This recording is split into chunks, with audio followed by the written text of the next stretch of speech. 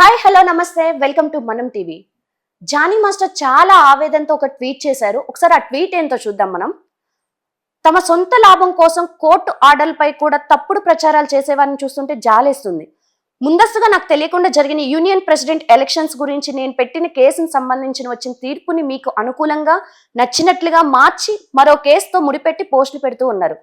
మీరు ఏది చెప్పినా ప్రజలు నమ్ముతున్నారు అనుకుంటున్నారేమో, కానీ అసలు తీర్పు వివరాలు బయటికి వచ్చిన రోజున మీ నిజ స్వరూపం ఏంటో, దేనికోసం ఈ దుష్ప్రచారమో చేస్తున్నారనేది అందరికీ అర్థమవుతుంది.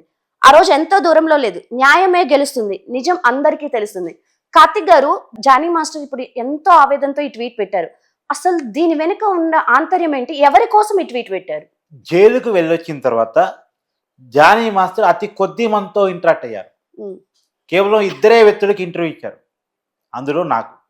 అవును సార్. జానీ మాస్టర్ దగ్గరికి వచ్చి ఇంటర్వ్యూ ఇచ్చి వెళ్ళారు. పండగ సందర్భంగా, సంక్రాంతి పండుగ సందర్భంగా.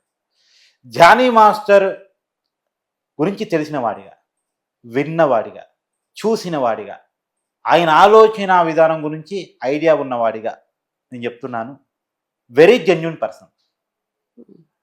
నిజానికి కార్తీక్ అంటే ఒక క్రెడిబిలిటీ ఉంది. క్రెడిబిలిటీ ఉన్న జర్నలిస్ట్గా నేను కరాఖండిగా చెప్పదలుచుకున్నాను. నేను కొన్ని స్ట్రైట్ ప్రశ్నలు కూడా జానీ మాస్టర్ మీద కేసు పెట్టిన రోజు నుంచి వేస్తున్నాను. కావాలనే ఎవరో కుట్ర చేస్తున్నారా? ఒక అనుమానం. ఎందుకు ఈ అనుమానం రావడానికి కారణం ఏంటి? జానీ మాస్టర్ చాలా కష్టపడి, చాలా కింది స్థాయి కుటుంబం నుంచి అంచెలంచెలుగా ఎదిగి సాధ్యం కానటువంటి జాతీయ అవార్డుకి ఎంపీ కాగలిగాడు కేవలం టాలెంట్ ఫలితంగా.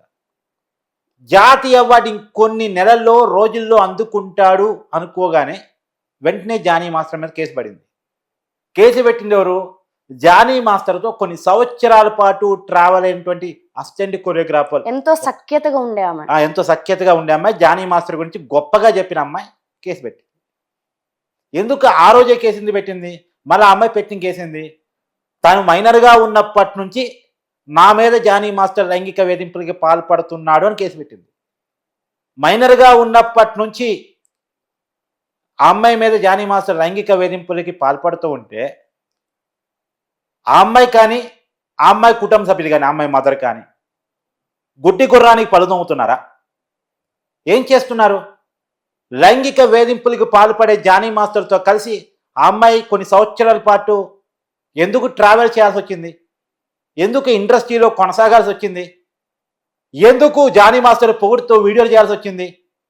జానీ అవకాశాల కోసమే అనుకుందాం. ఒకవేళ అవకాశాల కోసమైతే జానీ మాస్టర్ ఒక్కడే ఇండస్ట్రీలో కొరియోగ్రాఫర్ కాదు కదా. జానీ మాస్టర్ లేకపోతే సినిమా ఇండస్ట్రీ ఏం గొడ్డుపోలేదు కదా. వేరే కొరియోగ్రాఫర్ దగ్గర చేరాల్సింది కదా. జానీ మాస్టర్ మంచోడు కాదు అనుకుంటే. మీకు కొన్ని ఉదాహరణ చెప్తా. జానీ మాస్టర్ మీద కేసు పడ్డ సందర్భాన్ని మీకు ఇప్పుడు చెప్పా. ఆయన జాతీయ అవార్డు వచ్చినటువంటి సందర్భంలో కేసు పడ్డదని. తర్వాత జాతీయ అవార్డు అందుకోవడం కోసం కోర్టు మధ్యంతర బెయిల్ ఇచ్చింది. కోర్టు ఆయన అందుకోవడానికి ఒప్పుకుంది. జాతీయ అవార్డు అందుకోవడానికి ఒప్పుకుంటే ఆ టైంలో ఆయన బెయిల్ క్యాన్సిల్ చేయాలని కోరటంతో పాటు జాతీయ అవార్డుల కమిటీకి లెటర్ రాశారు. ఇతని మీద పోక్సో యాక్ట్ ఉంది, ఎంత కుట్ర సార్, ఇతను లైంగిక ఆరోపణలకి, వేధింపులకు పాల్పడ్డ వ్యక్తి అని చెప్పేసి లెటర్ రాశారు. నిజానికి అది తేలలేదు, అది కోర్టులో ఉంది. ఇంతవరకు కోర్టు జానీ మాస్టర్ తప్పు చేసినట్టు నిర్ధారించలేదు. జానీ మాస్టర్ కేవలం నిందితుడు మాత్రమే. ఇది నమ్మినటువంటి కోర్టు జాతీయ అవార్డు అందుకోవడానికి పర్మిషన్ ఇచ్చింది. కోర్టు పర్మిషన్ ఇచ్చినప్పటికీ కూడా అవార్డుల కమిటీకి లెటర్ రాసో, ఇన్ఫ్లుయెన్స్ చేసో, ఇంకేదో చేసో ఆ జాతీయ అవార్డుని సస్పెండ్ చేయించగలిగారు. Life time achievement Ramya. జాతీయ అవార్డు అనేది అంత ఈజీ కాదు. Life time achievement. ఇంతకుముందు తెలుగులో ఏ కొరియోగ్రాఫర్కి జాతీయ అవార్డు అందుకోలేదు. ఒక తెలుగువాడు జాతీయ అవార్డు అందుకుంటే దాన్ని సస్పెండ్ చేయించారు. నిజానికి నేరం తెలవకుండా, అంటే నేరం తేలకుండా, శిక్ష పడకుండా శిక్ష అనుభవించారు జానీ మాస్టర్. సరే, ఈ జాతీయ అవార్డుకి ఇద్దరు అర్హులయ్యారు కదా. ఒకటి అల్లు అర్జున్, అది హీరోగా అల్లు అర్జున్, కొరియోగ్రాఫర్ గా జానీ మాస్టర్. తమిళ సినిమాకి సంబంధించినటువంటి దాంట్లో వచ్చింది ఇతనికి. తెలుగు కొరియోగ్రాఫర్ అయినప్పుడు కూడా తమిళ సినిమాకి సంబంధించిన కొరియోగ్రాఫింగ్ కి ఇతను జాతీయ అవార్డు వచ్చింది. సో వాటి తెలుగు కూడా అందుకుంటున్నాడు, మనకి హ్యాపీ కదా. అవును. ఇప్పుడు ఇంకొక మాట కూడా మనం ఇక్కడ చాలా క్లియర్గా చెప్పుకోవాలి. అతని తర్వాత నార్మల్ బెయిల్ ఇచ్చింది. నార్మల్ బెయిల్ ఇచ్చినా కానీ సుప్రీంకోర్టు దాకా వెళ్ళారు అతని బెయిల్ క్యాన్సిల్ చేయాలని. ఎందుకు అంత అవసరం ఏమొచ్చింది? అంత కసి కక్ష ఏంది? పైగా అతను నేరం చేశాడో లేదో ఇంకా కోర్టు చెప్పకుండానే కొరియోగ్రాఫర్ అసోసియేషన్ ఇక తెలంగాణ కొరియోగ్రాఫర్ అసోసియేషన్ ప్రెసిడెంట్గా ఉన్నాడు మనోడు జానీ మాస్టర్. ఆ దానికి కొరియోగ్రాఫర్ ఇతని మీద ఆరోపణలు వచ్చాయనే పేరుతోటి మళ్ళా ఎన్నికలు పెట్టి ఇతని ప్రెసిడెంట్ పదవి నుంచి తీసేయడానికి కారణమయ్యారు. ఎవరు చూపించారు ఈ పనంతా? ఎందుకు యూనియన్ ఎన్నికలు ఇప్పటికిప్పుడు పెట్టారు? ఇతని మీద వచ్చిన ఆరోపణలే కదా.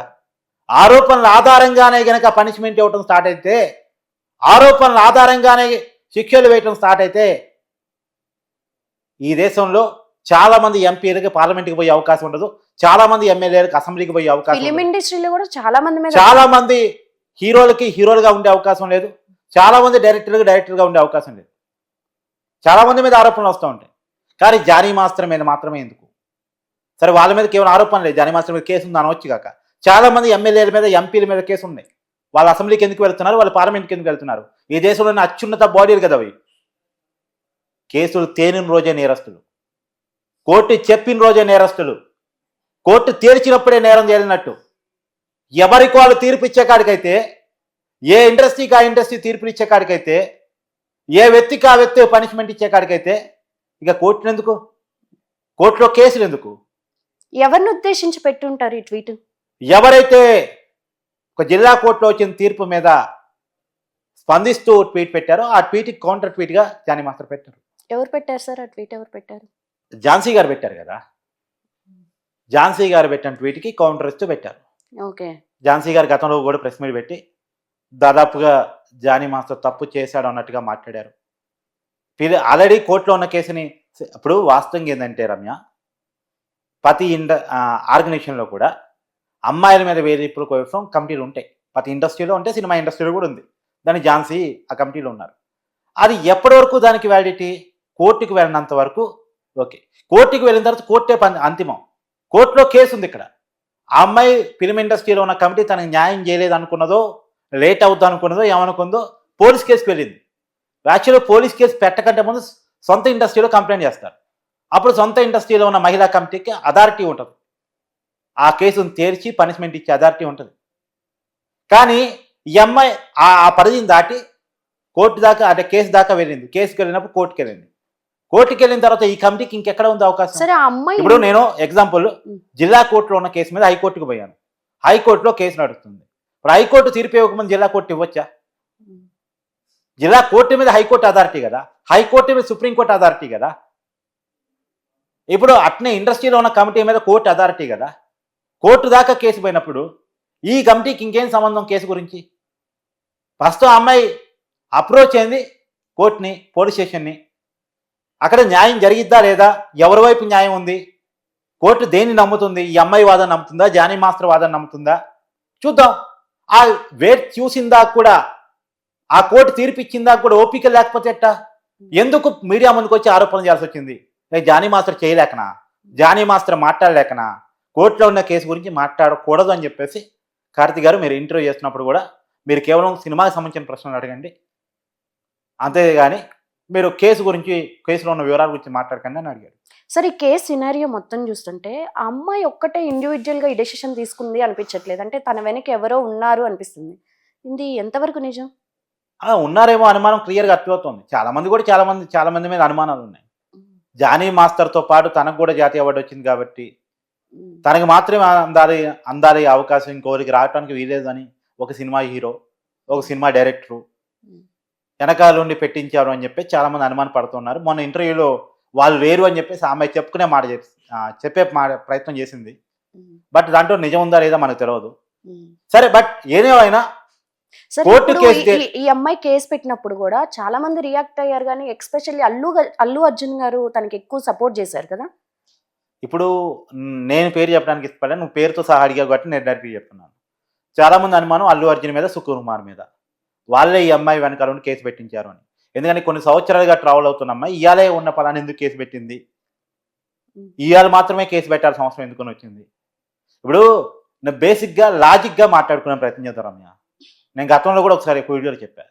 ఇప్పుడు నువ్వు ఒక అమ్మాయివే, నేను అంటానో లేదా ఇంకో రకంగా ప్రవర్తిస్తాను. రేపటి నుంచి నా దగ్గరికి రావడానికి, నాకు దూరంగా ఉండటానికి నా దగ్గరికి రాకుండా ఉండటానికి, నాకు దూరంగా ఉండటానికి నువ్వు ప్రయత్నం చేస్తావు. అవునా కదా? ఖచ్చితంగా సార్. ఏ అమ్మాయిని అలానే చేసింది కదా. మరి అతనితో కలిసి ట్రావెల్ చేస్తూ అతన్నే పొగుడుతూ అతను మంచోడని చెప్తూ ఇవాళ ఉన్న పరాన్ని కేసు పెట్టిందంటే ఏంటి అర్థం? వెనకాల ఎవరో ఉన్నారనే అర్థం. అనుమానం రావటంలో అర్థం ఉంది కదా. అవును. సో మన అనుమానాలన్నీ లోపల పెట్టుకుందాం, కోర్టు చెప్పేదాకా వెయిట్ చేద్దాం.